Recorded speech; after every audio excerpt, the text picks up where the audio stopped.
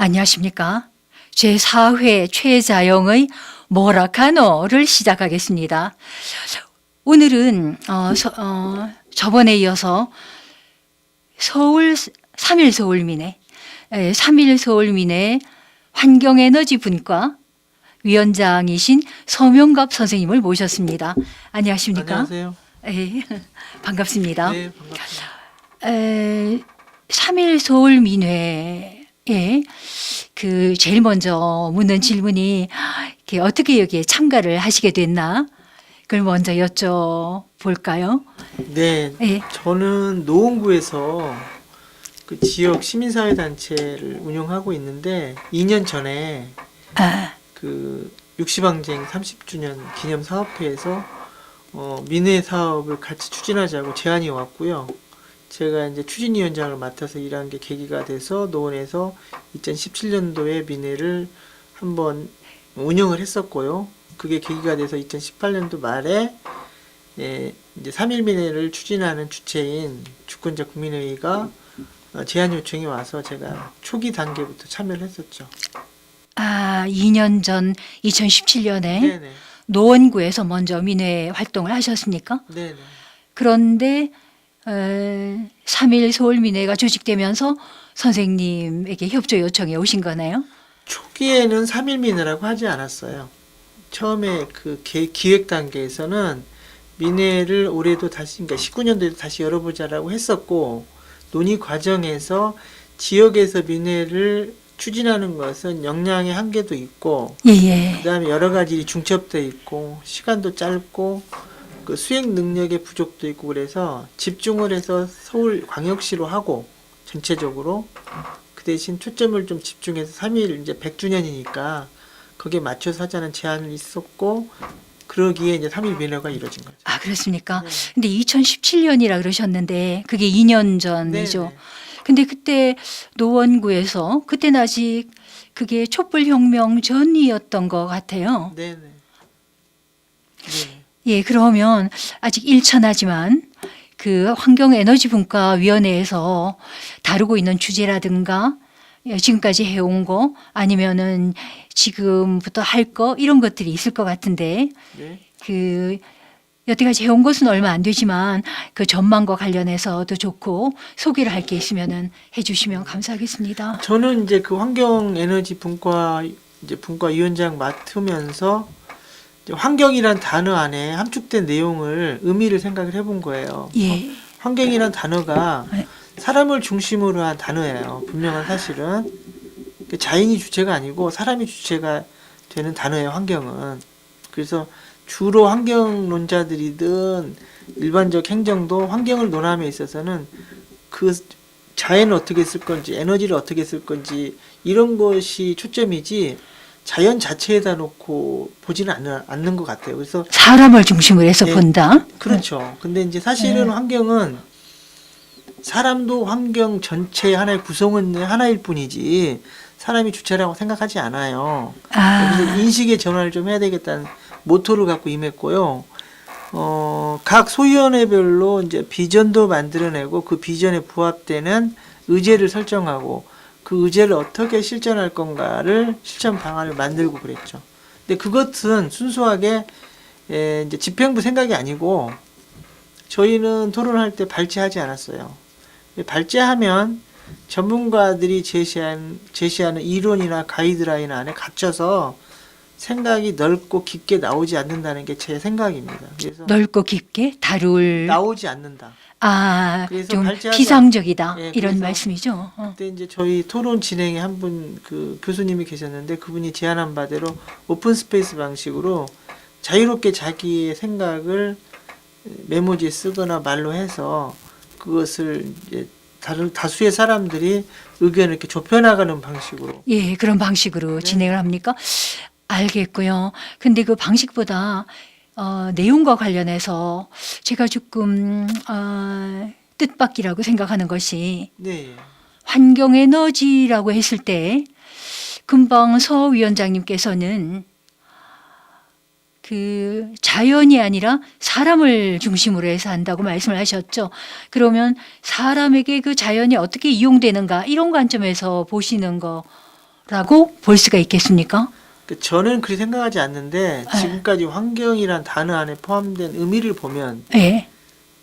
환경이라는 것이 둥그런 경계란 뜻이잖아요. 예. 그것은 곧 사람을 중심으로 만든 단어이고 아, 예, 예. 지금까지 사고는 사람 중심의 사고였고 사용자 중심이었다는 거죠. 근데 예. 사람 또한 자연의 일부이지 자연의 주인이 아니잖아요. 그렇죠. 그래서 이제 그런 인식의 전환이 좀 필요하다고 이제 분과원들한테 말씀을 드린 거죠. 같이 오신 분들한테. 아, 그러면 소 위원장님께서는 그 환경 에너지를 자연 그 자체가 아니라 사람을 중심으로 해서 보면서도 사람은 자연의 일부이다라는 걸 인정을 하시는 거네요. 그렇죠. 인정하는 게 아니라 제가 그렇게 주장했고 예. 지금까지는 사람 중심의 환경주의였으면 앞으로는 자연 중심의 환경주의로 가야 된다라고 주장한 거죠.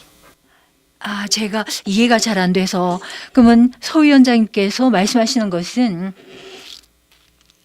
사람 중심, 자연 중심으로 생각했을 때 자연 중심으로 가야 된다는 말씀에 그런 입장에 있는 것이죠. 그렇습니다.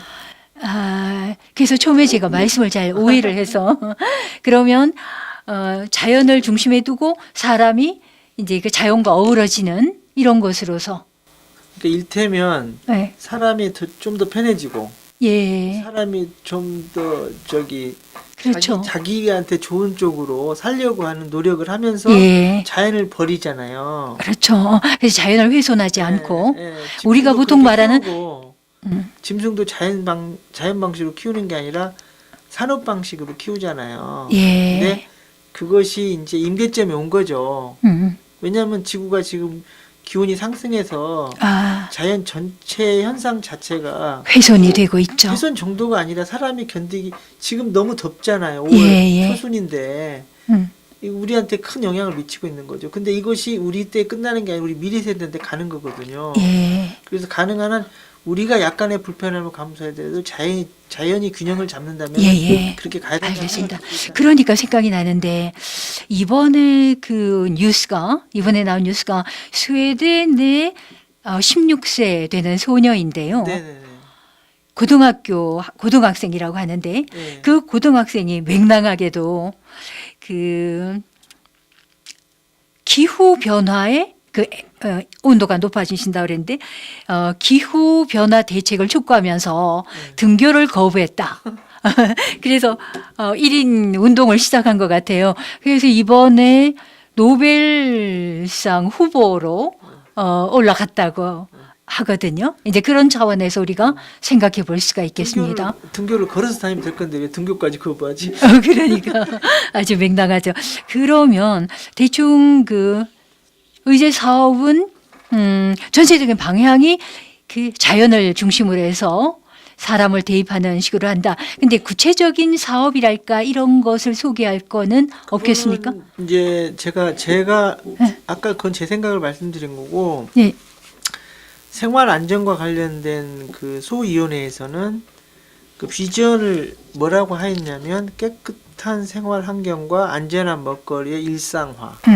먹거리. 예. 비전이에요. 네. 그러니까 환경이라는 것이 사실은 우리가 환경하면 그 에콜로지 뭐 이런 거 생각하거든요. 근데 엔바이러먼트. 근데 우리가 환경, 교육 환경도 환경, 정치 환경도 환경, 가정 환경도 환경. 다 환경이에요, 사실은. 갖다 붙이면.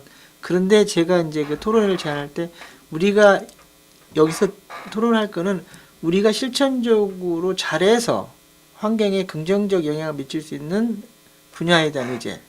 그 다음에 기존에 훼손되지 않았던 것을 그대로 존치시키고 보호하는 데 초점을 예. 맞추는 거. 그리고 기왕에 훼손된 거가 있으면 그것을 복원시키는 데 초점을 맞춰서 예. 논의를 진행해 달라고 말씀을 드렸고 그런 토대 위에서 이제 분과원들이 예. 토론해서 만든 그런 비전이고요. 또 하나는 그 오신 분들 중에 이제 산림 정책에 관한 예. 굉장히 문제의식과 대안을 갖고 계신 분들이 계셔서 산림과 하천 생태 소위원회가 이제 만들어졌고 거기에서는 비전을 건강한 숲, 깨끗한 하천 이제 그런 비전을 가지고 어떻게 하면 건강한 숲을 만들 건가 그 중에 가장 인상 깊었던 것은 우리가 통일이란 효율성이란 미명하에 획일화시키고 있는 여러 가지 정책의 단면이 산림 정책인 거예요. 단일 수종을 심고 단일 수종을 벌목해서 또 단일 수종을 심고 근데 그것이 자연이 균형 잡히냐면 그러지 않다는 거죠. 근데 그 무안에서 오신 농민분들이 그런 제안을 해주셨고 저는 이번 민회를 통해서 가장 크게 감명을 받고 아마도 우리가 그 거울로 삼아야 될 거는 많이 배운 사람들의 생각이 아니라 현장에서 열심히 일하는 농부들 그 사람들의 생각이 중요한 것이다. 경험적 생각. 근데 그분들이 이런 말씀을 해주셨어요. 예. 산림청장보다도 난 낫다고 생각해. 그래서 여러 가지 복합 수종을 심고 밀원 식물을 심고 그다음에 알겠습니다. 예, 그렇게 자, 그러면 지금 시간이 많지 않아서 제가 말씀드리고 싶은 것이 3.1 서울민회에서는 이제 그런 생각을 갖고 계시는데 그것이 요즘 많은 사람들이 그런 생각을 하는 것 같고 민회에서 그걸 하시는데 그 정부 차원이라든가 그런 데서 하는 것과 어떤 그 차별성이 있다면 그렇지 않다면 민회가 구태여 민회로 갈 것이 없고 이제 그 정부에서 하는 거랑 이제 어떤 차별이 있을까 이제 이게 중요한 것 같아요. 왜냐하면 정부가 하는 거를 구태여 민회에서 받아가지고 갈 필요는 없을 것이고 정부가 이렇게 하는데 민회에서 이렇게 하겠다 이런 게 돼야 될 것 같거든요. 민회가 의미를 가지자면 그런 것에 대해서 중요한 문제 같은데 서 위원장께서는 어떻게 생각을 하세요? 저는 민회에서 다루는 그 이슈나 의제가 중요하다고 생각하지 않아요. 내용은 중요하다고 생각하지 않아요. 그러니까 행정이 하는 내용을 민이 하든 행정이 하든 결과치는 똑같겠죠. 똑같은 정책이면 그게 아니고 정책 결정을 누가 하냐는 거죠. 정책 결정을 네. 그러니까 행정이 정책 결정을 과거대로 관료들이 관치 방식으로 하느냐 아니면 시민이 예. 참여해서 우리가 하고 예. 그 집행을 행정이 하되 적정히 합리적으로 정당하게 잘하는지 예, 무슨 말씀인지 체크하고 알겠습니다. 확인하는 과정에 시민이 참여할 수 있는 제도적 보장이 되느냐 예. 이게 중요한 거지. 거기서도 가방 만들고 여기서 가방 만드는데 뭐하러 따로 하느냐 내용의 문제가 아니라 결정 주체의 문제라는 거예요. 예, 주체. 그러면 쓰셨잖아요. 예. 예. 그런데 지금 결정의 주체가 중요하다고 말씀하셨는데 지금 정부의 관료가 모여서 하는 결정이나 그 동네 사람들이 모여서 하는 결정이 그러니까 그게 차별이 없다면은 차별이 없을 수가 전혀 없어요. 그러니까 거기에 대해서 제가 여쭤보는 네. 건데요. 그러면 예를 들어서 지금 말씀하신 뭐 생활안전이다, 그 하천살림이다 뭐 이런 게 있을 때 분명히 이제 어떤 비판적인 시각이 있어서 이런 것을 시작하지 않았을까 제 생각에. 그러니 지금 원론적인 차원에서 정부가 아니라 우리가 관료가 아니라 우리가 결정하겠다가 아니라 그리고 금방 우리가 한 얘기인데 이 3.1 서울민회가 따로 놀고 정부 정책이 따로 놀고 이렇게 하면은 서울민회가 아무런 의미가 없을 것 같아요. 그럼 이제 정책에 대한 비판이라든가 아니면 더 좋은 제안이라든가 이런 걸 해야 될 텐데 제가 생각할 때는 요즘 회자되는 말로 협치라는 말을 쓰는 것 같아요. 그 협치라는 것은 좋은 의미에서 쓰는 거죠. 그러니까 서로 원활하게 화합이 돼서 의논이 되면 좋지만 그러나 현재 환경에너지 분과에서도 물론이고 왜냐하면 뭐 여러 가지 그 정부 정책에 반대해서 예를 들어 요즘에 뭐 원자력 에너지와 친환경 에너지의 대립이라든가 이런 것들이 있는 것 같아요. 그래서 그런 문제에 대해서는 3.1 서울민회 환경에너지 분과를 맡고 계시는 위원장님으로서 어떤 소견을 갖고 계시는지 간단하게 말씀을 해 주실 수 있으면 해 주십시오. 저는 이제 개인적 견해를 말씀드립니다. 예, 그렇죠. 제가 이제 뭐 여러 사람의 의견을 모은 걸 아까 말씀드렸고 개인적 의견을 말씀드리면 결정의 주체가 바뀌면 결정의 내용은 바뀔 거라고 봐요. 어떤 내용이든. 그리고 지금 있는 정부나 관료들이 시행하고 있는 거에 여러 가지 불합리성이나 불비한 부분들을 비판하는 건 당연히 해야죠. 그건 기본이라고 생각을 하고, 다만 그런 결정을 그 시민이 주체적으로 내리면 제가 볼 때는 그런 그 흠결이나 부족함이 좀 줄어들 거다. 왜냐하면 가까이 있잖아요. 우리 문제를 관료가 정하는 거거든, 지금은. 시민의 문제를. 근데 내 문제를 내가 결정하면 그래도 비교적 완성도 있게 하려고 그러고 균형이 잡히게 할 거라는 거예요. 어찌하여 동네 블록을 까는데 동네 사람들이 더 잘 알지. 책상머리에 앉아있는 공무원이 잘 알겠어요. 그러니까 저는 가능한 한 그런 의사결정의 정책적 의사결정의 주체가 이렇게 조금씩 민으로 와서 예. 자치의 수준까지는 아니지만 협치의 수준으로 가야 된다고 보고요. 지금의 협치라는 단어는 사실은 행정의 협조 요청에 의한 민의 부응 정도라고 봐요. 그래서 예. 제가 이제 동네에서 그런 일을 맡고 있는데, 예전에 우리나라가 역사적으로 보면 왕조 시대에서 식민지가 됐다가 독립이 됐다 군부가 들어와서 군정을 하다가 그 군정의 군인 엘리트들이 다 행정에 들어와서 관료 집단이 관치를 하고 있었고 지금도 관치고, 근데 그 관치를 넘어서 이제 지방 분권과 그다음에 그 분권화된 상당한 일이 자치단체로 넘어오고 재정도 넘어오면 자치단체는 그것을 주민 자치 주체한테 또 넘기는 과정이 필요한 거죠. 그 과정이 필요한 것이 협치고, 그 협치가 잘 수행이 되고 극복이 되면 자치의 수준까지 가겠지요. 예, 그러나 그 자치라는 것이, 직접 민주주의라는 것이 내가 결정했기 때문에 내가 집행까지 다 한다 하는 것은 또 다른, 내가 볼 때는 독재, 옛날에 관치가 했던 거와 똑같지. 그래서 지금의 수준은 결정은 주민이 하되 수행은 공무원이 니네가 봉급받으니까 하고, 그 과정이 투명하고 잘 됐는지 절차상의 민주성, 합리성, 정당성, 투명성 이런 것들은 충분히 시민들이 참여해서 검증하고 비판하고 다시 소환할 수 있는 제도적인 틀을 만들어 나가는 게 앞으로 저는 과제라고 봐요. 아, 금방 그 중요한 말씀을 하신 것 같은데, 시민이 결정을 하고 그 다음에 시민이 비판을 한다고 말씀을 하셨거든요. 그러니 비판을 한다는 것은 관료의 그 수행을 비판을 한다는 말씀이십니까? 둘 다죠. 우리가 결정했다고 흠결이 전혀 없을 수 없잖아요. 맞습니다. 제가 말한 비판은 예. 평가? 네, 피드백?